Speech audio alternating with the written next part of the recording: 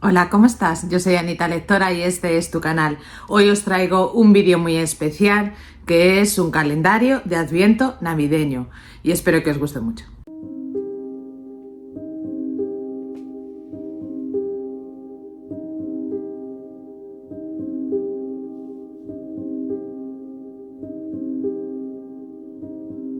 Hace muy poquito en Instagram la cuenta de Yolanda Books me escribió y me dijo, bueno, probablemente no puedas participar en esto, pero por si te interesa yo te lo paso. Y tiene una propuesta que es lo que es un calendario de Adviento navideño entre lo que es Navidad y el Día de la Epifanía o el Día de los Reyes Magos. Son 12 días que de hecho se conmemoran en algunas canciones, en un villancico tradicional navideño en inglés, de 12 Days of Christmas, los 12 días de Navidad. Y esos días entre lo que es la Navidad y la Epifanía o el Día de Reyes, lo que ella sugiere es que terminemos un poco el año quitando de encima o avanzando en nuestras lecturas, ¿no? Leyendo algunas lecturas más cortitas y arranquemos el año de la misma manera. Y su sugerencia es que leamos en esos 12 días 6 libros de menos de 200 páginas o de 200 páginas. La verdad es que me parece una idea muy interesante. De hecho, yo en esa época estoy de vacaciones, con lo cual me parece bastante asequible. Viajando, además, me gusta llevar libritos más finos, pues para poder llevarlos en el transporte, para poder llevarlos en los aviones y cosas así. Y la verdad es que he decidido apuntarme. No sé si lo conseguiré, pero bueno, yo me he apuntado. La idea era seleccionar 6 libros que tuvieran menos de 200 páginas. Y la verdad es que me ha costado bastante elegir 6 libros de menos de 200 páginas. ¿Por qué? Porque no tengo tantos libros de menos de 200.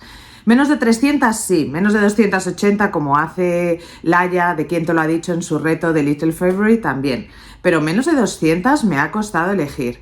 Pero ya que me he puesto con el Adviento navideño, he dicho, ¿y por qué no les hago uno de estos vídeos que a mí tanto me gustan, que mezclo cosas de historia, cosas de conocimiento con los libros? Así que eso voy a hacer. Os voy a enseñar los 6 libros que he elegido para esta propuesta del Adviento y a la par os voy a ir contando 12 curiosidades sobre las Navidades que probablemente sepas o a lo mejor no. Lo primero y más importante, ¿qué celebramos cuando celebramos la Navidad? Pues el nacimiento de Jesús. Se celebra el día 25 de diciembre y la palabra Navidad viene del latín navitas, que es nacido, o sea, es el momento en el que nace. Y en el caso en inglés, en Christmas, viene de Christus, que es el nombre griego que se da a Jesús, a Cristo. Entonces, por eso tenemos la palabra Navidad. Ese sería el primer dato curioso que os traigo. Celebramos el nacimiento de Jesús. Lo que no queda tan claro es que Jesús naciera en Navidad y parece ser que no, que en absoluto nació en Navidad. Se tomó porque era una fiesta pagana, que bueno, pues fiestas en invierno que marcan los días más cortos, ¿no? Justo antes de lo que son los solsticios y entonces, pues bueno, aprovecharon esa fiesta pagana que se celebraba en muchos sitios de Europa ya, pues para poner el nacimiento de Cristo. Pero según los datos de la Biblia, parece ser que es incompatible el nacimiento de Cristo en Navidad con lo que describe la Biblia, porque los pastores estaban fuera con sus ovejas al raso y parece ser que eso en Palestina, en época de Navidad, es imposible. Con lo cual se piensa que probablemente Jesús nacería en primavera y por cálculos, etcétera, se calcula que probablemente en abril. Otra cosa que además puede parecer paradójica es que probablemente Jesús nació antes de Cristo. Y sé que puede resultar extraño porque marcamos el cambio de calendario a partir del nacimiento de Jesús, pero lo cierto es que también por los datos históricos que va aportando la Biblia, lo más probable es que naciera entre el 5 o 7 antes de Cristo, con lo cual tenemos esta paradoja en la que Jesús nació antes de Cristo. Extraño, pero real. El primer libro que he seleccionado para este Adviento cumple varias de las cosas que yo me he propuesto este año y es ni más ni menos que Grey Souls de Philippe Claudel. Es un libro que tengo pendiente desde hace un montón de tiempo, además es un autor, Philippe Claudel, que me ha encantado con La nieta del señor Lin. Es un libro en inglés, además, y es un libro histórico pero que mezcla thriller. La historia nos sitúa en la Primera Guerra Mundial. En esta Primera Guerra Mundial pues va a ocurrir un asesinato, el asesinato de una niña de 10 años y se culpa del asesinato a 2 desertores. Se hace juicio a estos 2 desertores y se les condena. Años después, 20 años después o más, La persona que llevó este crimen, que llevó esta muerte, quiere desentrañar ciertas ideas porque no tiene tan claro que las personas que fueran acusadas fueran en realidad las personas que cometieron el crimen. Philippe Claudel es un autor que a mí me parece maravilloso. Os voy a leer el inicio tanto en inglés y luego voy a intentar haceros una traducción en español para que veáis a qué me refiero. Una necesita gafas ya, un minutito. Os leo el inicio. I don't quite know where to begin. It's not easy. So much time has passed and the words are gone forever. The faces too, the smiles, the wounds. Even so, I must try to explain what has been eating at my heart these past 20 years, the remorse, the questions that have weighted me down. I must take a knife to the belly of this mystery and plunge my hands inside, although nothing can change what happened. Os lo traduzco más o menos libremente al español. No sé muy bien dónde empezar, no es fácil. Ha pasado tanto tiempo y las palabras se han ido para siempre. Las caras también, las sonrisas, las heridas. Aún así, tengo que intentar explicar lo que ha estado consumiendo mi corazón en estos últimos 20 años. El remordimiento, las preguntas que me pesan. Weight me down. Voy a coger un cuchillo al corazón de este misterio y voy a meter mis manos dentro, aunque nada puede cambiar lo que ocurrió. Pues la verdad es que esta mezcla de histórico thriller me llama mucho la atención. Philippe Claudel es un autor que he disfrutado mucho este año. En inglés, pendiente, cumple muchas premisas de lo que yo me he propuesto. Ya os contaré. Una de las cosas que más nos gusta hacer por Navidad es probablemente decorar nuestras casas. Y hay quizá, al menos en España, dos elementos decorativos que son muy claros. Y uno es el árbol de Navidad y el otro son los belenes o natividades. Los árboles de Navidad tienen un origen de la expansión del cristianismo en el norte de Europa. Básicamente la mitología nórdica nos habla del árbol de la vida, que es Yggdrasil, que tiene tres partes, ¿no? Que es la raíz, el tronco y la copa, que es el nacimiento, la vida y la muerte. Y dentro de este árbol de la vida, pues ellos tenían varios reinos y estaba el reino de los humanos. Lo que vamos a ver es que, por ejemplo, una de las cosas que hacían era decorar estos árboles cuando llegaba el invierno y le ponían, entre otras cosas, luces, pues porque, bueno, pues son unas épocas muy oscuras. Lo que va a hacer el cristianismo es adaptar esta forma de decorar estos árboles y van a poner, por ejemplo, las bolas de Navidad que representan las manzanas. En principio eran manzanas, de hecho, y las bolas de Navidad pues son una representación de las manzanas. Y luego también ponían las luces, que es la luz de Jesús, la luz de Cristo. Ego sum lux mundi, yo soy la luz del mundo. Y de ahí viene la tradición de los árboles de Navidad. ¿Cuándo se hizo la tradición de los árboles de Navidad algo gigantesco, grandioso y muy seguido en todo el mundo? Pues bueno, en Alemania eran muy habituales y en el caso de Inglaterra, pues la reina Victoria, su marido, tenía origen alemán y le convence de poner un árbol en Navidad dentro de su casa. Cuando eso salió en las revistas, pues ya se hizo muy muy popular en lo que es en Inglaterra y en Estados Unidos, y a partir de ahí se ha popularizado en todo el mundo. Los belenes son las representaciones del nacimiento de Jesús y ahí lo que vamos a ver, por ejemplo, es que aparecen belenes o natividades desde la época romana. En las catacumbas romanas ya había, pero eran representaciones pintadas. Luego se van a hacer representaciones en vivo, se hacían como obras de teatro de las natividades, con los pesebres, etc. Cuando Francisco de Asís llega a Italia, va a hacer también una representación de los belenes. Y son muy típicos los belenes napolitanos, que son belenes barrocos. Cuando Carlos III, que era rey de Nápoles, viene a España con su esposa Amalia de Sajonia, lo que van a hacer es importar esta tradición, que era una tradición asentada en Italia desde hacía ya siglos, y van a poner dentro de su palacio un Belén que la gente puede visitar.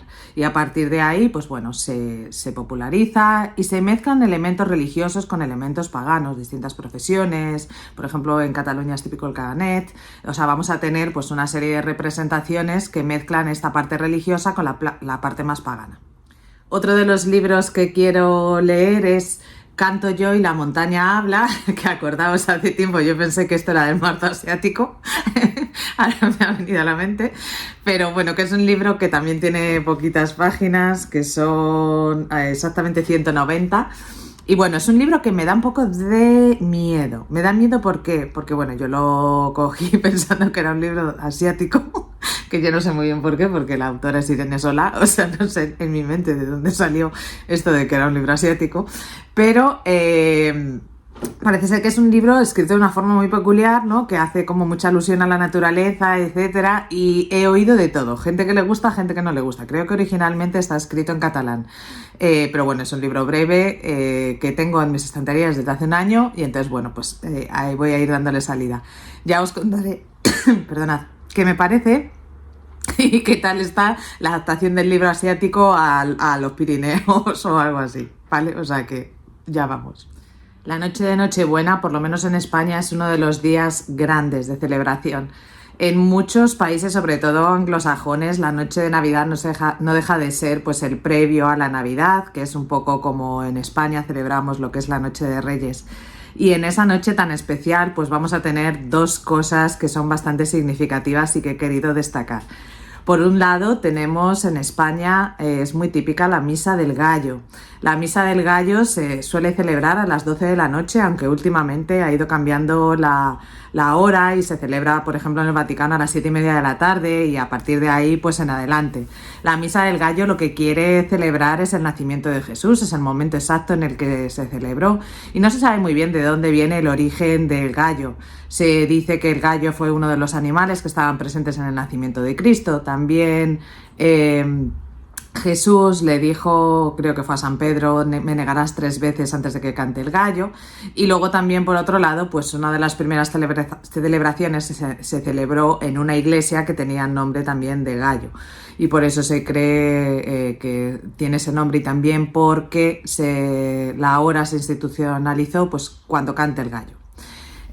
Por eso se llama así. La Misa del Gallo celebra pues toda ese nacimiento de Jesús y en países anglosajones también se celebra, por ejemplo, el Christingel, que es una adaptación de unas misas que empezaron pues en Alemania, que yo he acudido en alguna en Inglaterra y me gustaron mucho, que son una forma de traer el nacimiento de Jesús a los niños. Y vamos a tener, lo que es típico es que haya una naranja que representa el mundo, con la luz que representa la luz de Cristo, con un lazo rojo que representa la sangre de Cristo y luego con una serie de frutas secas. Estas frutas secas van a representar los frutos del mundo y las 4 estaciones. Y la verdad es que yo cuando fui al Christingel, la verdad es que me gustó mucho, pero es una tradición que viene alemana y de Moldavia creo que es en concreto, y se traslada a Inglaterra y países anglosajones y es pues la parte más religiosa para celebrar el nacimiento de Cristo. ¿Y qué tenemos una vez que llega Navidad? Pues tenemos a Santa. Santa va a traer los regalos. Es una costumbre que se ha popularizado mucho en España, aunque en realidad nosotros solíamos celebrar mucho más los 3 Reyes Magos. Y en muchos países anglosajones, pues la mayoría, o incluso, por ejemplo, en Italia o en Sudamérica en general, se celebra más el Día de Santa.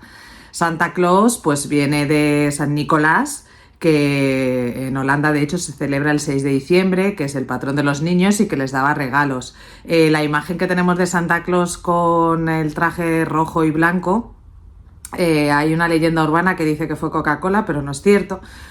Porque ya desde 1840, creo que fue, 1870, no recuerdo bien, Thomas Nast, creo que es el autor, ya dibujó el Santa que nosotros reconocemos. Washington Irving lo va a popularizar también, y luego lo que hace Coca-Cola es, como esa representación correspondía con los colores de la marca, pues se refuerza esa idea y se populariza esa idea, pero no fue un invento de Coca-Cola, así que eso es leyenda urbana.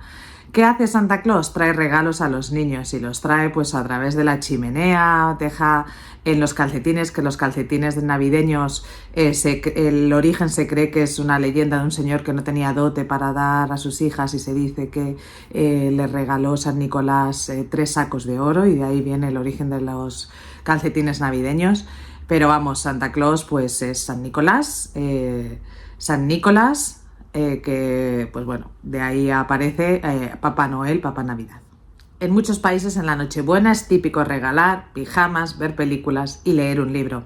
Así que os traigo El Club de Mitsuko, que es uno de los libros que me quiero leer y lo he hilado porque el segundo es La librería de Mitsuko. Yo ya me he hecho con los 3 primeros, ¿de acuerdo? Y mi idea es leerme este en Navidad. porque ya lo tengo pues puesto desde hace tiempo y creo que es una buena manera además de terminar el año y poder arrancar el año que viene leyéndome los otros dos. Así que como los libros son una parte para mí esencial de las Navidades y que además me encanta que me regalen y yo quiero tener libros siempre, siempre, jamás, todo esto que va relacionado con la librería del señor Mitsuko y todos los personajes que van alrededor con una pentalogía de 5 libros, pues me parece una forma maravillosa de leer estos libros cortos. En este caso, el libro de El Club de Mitsuko tiene 127 páginas. El día de Navidad es una fiesta claramente religiosa, pero en su origen no lo era. Viene, por ejemplo, de las Saturnalias romanas, que era el dios Saturno, pues era el que nos traía la abundancia, la agricultura y los bienes y los frutos. Y se celebraba pues con una serie de ritos en los que se iba a celebrar pues estos días más oscuros y normalmente además era el final de las cosechas. Durante un tiempo tanto trabajadores del campo como esclavos tenían ahí una época en la que se les permitía celebrar, se les permitía tener más tiempo libre. Y es un poco el origen, como ya estaba muy institucionalizado, pues al final se hace desde la Iglesia Católica, la Iglesia Cristiana en ese momento, pues bueno, se hace que el nacimiento de Cristo coincida con ese 25 de diciembre. Y otra tradición que viene muy ligada a la Navidad es el Adviento. Lo que pasa es que el Adviento tenemos dos tradiciones diferentes. La que ha pervivido es la tradición más de origen alemán, en la que, sobre todo en cultos evangelistas, pues se hace una corona de Adviento que se ponían 4 velas, que son básicamente los 4 domingos que hay porque a veces el Adviento es desde finales de noviembre, aunque sea institucionalizado, que sea el 1 de diciembre, y entonces pues bueno, se va haciendo una cuenta atrás, que son los 24 días, son 4 domingos antes del nacimiento de lo que va a ser Jesús y se enciende una vela por cada uno de ellos. También el Adviento, pues hay unos calendarios, ¿no?, que vas abriendo chocolatinas o pequeños juguetes, y Adviento es básicamente Adventus, la llegada, la preparación de los cristianos que hacían antes de la llegada de Jesús, pues con oración, con ayuno, etcétera. O sea, nada de comer chocolate, bastante lo contrario, ayuno. Y luego lo que vamos a ver también es que en otros momentos el Adviento es lo que identificamos con los 12 días de Navidad. El Adviento, de hecho, en la otra tradición no se produce antes de la Navidad, sino a partir de la Navidad, que es el primer día. De ahí a la llegada de ¿qué? A la llegada de los Reyes Magos, la Epifanía, el 6 de enero. Entonces hay, la noche del 5 de enero al 6. Entonces ahí lo que tenemos son los 12 días de Navidad, que además hay una canción popular inglesa que habla de estos 12 días de Navidad y los regalos que se van haciendo a su amada, ¿no?, que es una canción de estas memorísticas tradicionales. Y entonces realmente tanto la celebración del día de la Navidad como el Adviento son dos tradiciones bastante asentadas con orígenes pues muy diversos. Es muy típico en Navidad también el discurso del rey o de la reina, y en este caso os traigo Una lectora nada común de Alan Bennett, pues que es un libro también muy finito, que tiene exactamente 119 páginas, que me recomendó Laura, de Lauba y de Sí, que además compramos juntas en Galicia cuando quedé con mis gallis y con ella. Y bueno, pues Una lectora nada común, además me dice, pues es un libro que a ella le gustó, que estaba bastante bien. Me dijo, bueno, y si no te gusta, es un libro que está descatalogado y siempre puedes vender por un precio un poquito más alto. Pero bueno, que la cuestión no es esa. El discurso de la reina, que ahora ya no es la reina, es el rey, o en España, por ejemplo, el discurso del rey pues es algo muy tradicional que hace la gente el día de Nochebuena, entre Nochebuena y Navidad, y en este caso pues tenemos a la reina lectora, una lectora nada común, que va a dejarse guiar por una biblioteca pública que se coloca en las puertas de Buckingham, y ella decide entrar, coger un libro, y a partir de ahí pues supongo que iremos viendo cuáles son los gustos de la reina y vamos a ir viendo un poco sus reflexiones sobre las lecturas. Así que este es otro de los libros que me quiero leer en mi Adviento literario. Otras dos tradiciones navideñas muy comunes es pues las tarjetas de Navidad o Christmas, enviarlas, y también pues los calcetines navideños. ¿De dónde vienen el origen de las tarjetas de Navidad? Pues yo digo que vienen de una persona demasiado sociable y procrastinadora, pues que resulta que tuvo una idea creativa. ¿Qué vamos a ver? Bueno, tenemos al señor Henry Cole, que el mismo año que Dickens publica su cuento de Navidad, era tradicional en esas fechas enviar cartas de Navidad a tus amigos. ¿Qué le pasaba a este señor? Pues que era demasiado sociable, demasiado. Entonces el pobre se vio que tenía que escribir todas las tarjetas de Navidad para todos sus amigos y dijo, madre mía, no me da tiempo ni aunque dedique 300 vidas. Entonces, ¿qué hace? Le encarga a un pintor amigo suyo que haga unas tarjetas decoradas de forma navideña. A partir de ahí hace copias y pone un genérico Feliz Navidad y Próspero Año Nuevo. Y así fue capaz de enviar unas casi 1000 tarjetas de felicitación navideña a todos sus amigos. Por cierto, este Henry Cole parece ser que es el que inauguró el Albert Victoria Museum en Londres también. Y en la otra tradición, que ya os he introducido un poco antes, que es el origen de los calcetines navideños, pues bueno, es típico que, sobre todo en el mundo anglosajón, se ponga unos calcetines en el que Santa te va a dejar unos pequeños regalos y, como os he dicho, viene de esta idea de un señor apenado por la muerte de su esposa que decidió dar toda su fortuna, pero resulta que luego tenía 3 hijas que se tenían que casar y que no tenían dote, y Santa Claus, viéndolas tan apenadas, decidió dejarles unos regalos. A mí es una de las tradiciones en Inglaterra que más me gusta, el calcetín, tanto elaborarlo como recibirlo, ¿no? Y por ejemplo, en nuestro caso solemos tener una mandarina, chocolate, una revista y luego un montón de regalos pequeños que la verdad es que disfruto mucho pensando para la persona concreta, y son otras dos tradiciones que me gustan. Es cierto que ahora la tradición de los Christmas se está perdiendo bastante, pues porque, bueno, con las redes y la mensajería instantánea nos aturden a través del WhatsApp o de cualquier otra red, pero ya no escribimos tantas tarjetas navideñas, pero a mí es algo que me encanta. Y hablando de escribir tarjetas navideñas, os traigo la historia de un periodista, en este caso Sostiene Pereira, que arranqué a leer y dejé a medias, y entonces he decidido darle su espacio ahora en Navidades. Y es un libro que tiene 181 páginas, yo leí como 40, pero voy a volver a arrancar desde el principio. Ya me lo recomendó Fran por aquí y tiene razón, voy a arrancar desde el principio y lo voy a leer del tirón. Yo creo que esto en un par de tardes como mucho te lo lees. Y la verdad es que me estaba gustando cuando lo leí, pero bueno, se metieron otras lecturas de por medio y al final lo dejé aparcado, así que ha llegado el turno de Sostiene Pereira, de la escritura, aunque en este caso escritura un poquito censurada por el régimen, pero bueno, adelante vamos. En España somos mucho de los Reyes Magos y su tradicional dulce, que es el roscón de Reyes, así que os voy a hablar de estas dos tradiciones. El roscón de Reyes no es también en origen algo que sea cristiano, perdonad. Es también de un origen romano y representaba, de ahí la forma redonda, al sol invicto, el sol vencedor, ¿no? Que no ha sido vencido por el invierno, por las oscuridades, etcétera, y a partir de Navidad realmente los días empiezan a ser más largos hasta la llegada de San Juan. Lo que vamos a ver ahí también es, se hacía, en esos días se daban libres a lacayos, a esclavos, etcétera, y se les daba un pastel de esta forma redonda en el que estaba hecho con dátiles, con higos y con miel para que fuera dulce. Y luego se puso la tradición de poner un haba dentro del rosco, y a quien le tocara el haba pues era rey de reyes durante esos días.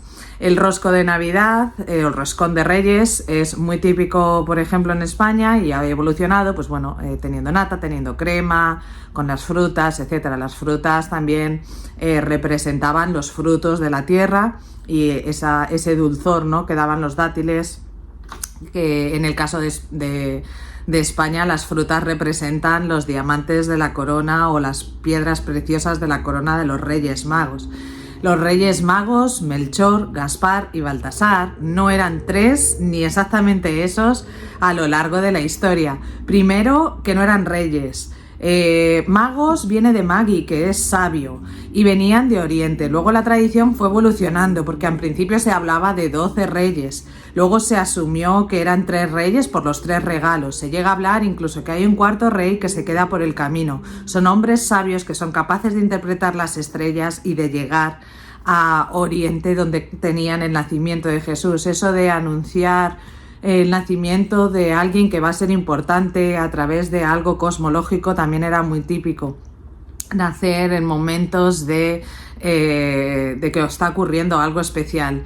Melchor, Gaspar y Baltasar eran reyes que venían de Oriente, sabios que venían de Oriente. El hecho de que se conviertan en reyes también es algo posterior.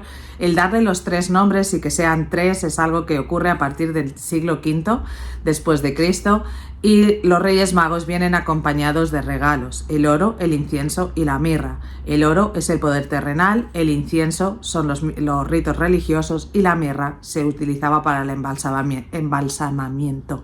Con lo cual tenemos el Jesús terrenal, el Jesús espiritual y el Jesús que muere por nosotros. Entonces, pues bueno, tenemos esas 3 tradiciones. El hecho de que Baltasar también fuera un rey negro fue evolucionando a lo largo del tiempo, y a partir de las celebraciones, sobre todo en América y bueno, también dentro de Europa, pues se incorpora ya el rey Baltasar como el rey negro. Se habla en la tradición también que son reyes que vienen del norte de África, en el caso de Baltasar, del Medio Oriente, en el caso de Melchor, y Gaspar se creía que venía de la India. Lo tradicional en España, por lo menos, es que los 3 Reyes Magos también sean Melchor, con el pelo blanco, Gaspar, pelirrojo, castaño, y Baltasar, que son las 3 épocas de la vida, ¿no? El anciano, adulto y joven. O sea que en realidad tiene pues muchos significados, y en el caso nuestro, pues los Reyes Magos son los que nos traen los regalos, que vienen en camellos, que llegan la noche del 5 al 6, y mi rey ha sido siempre Baltasar, es al que yo he pedido. Mi hermana pedía Melchor porque decía que como era el más mayor, seguro que era el que tenía más dinero y le traía más regalos. Y para finalizar os enseño el último libro que quiero leer dentro de este calendario de Adviento, que es un libro que me regalaron, no sé si hace 1 o 2 años, creo que 2, para mi cumpleaños, y que se llama Segunda Casa. Yo soy súper navideña, nací el día 1 de enero, mi nombre es Ana Belén, o sea, es que no puedo ser más navideña, y mi madre, cuando se enfadaba conmigo, así un poquito, pero no demasiado, me llamaba Belén Campanas. Así que Segunda Casa, pues para mí es la Navidad. En este caso es un libro que me regaló Laura, de Aguacalibros, y pues bueno, es otro libro que también tengo ganas de leer, pero que he ido posponiendo. En este caso, este libro tiene 180 páginas también, con lo cual también cumple la premisa perfectamente. Así que estos han sido los 6 libros que quiero leer en el Adviento. Sabéis, en este Adviento entre Navidad y Reyes, Epifanía, y las tradiciones navideñas que me han parecido pues que puede ser interesante que escuchéis y que analicéis. Este vídeo sale tarde, pues porque las tradiciones navideñas también nos llevan a un exceso de cosas que hacer, pero espero que os haya gustado, que os haya gustado mis apuntes de tradiciones, de dónde vienen y todo esto, y que disfrutéis muchísimo de estas últimas semanas que quedan hasta la Navidad. Por mí nada más, me despido. Si queréis me podéis seguir en mis redes sociales, por ejemplo Instagram y Goodreads, que os dejo en la cajita de descripción, y os mando un besito muy grande. Para los que disfrutáis mucho de las Navidades, feliz Navidad. Para los que disfrutáis un poco menos, porque a veces son Navidades un poco nostálgicas o echamos de menos a mucha gente, os mando todo mi amor.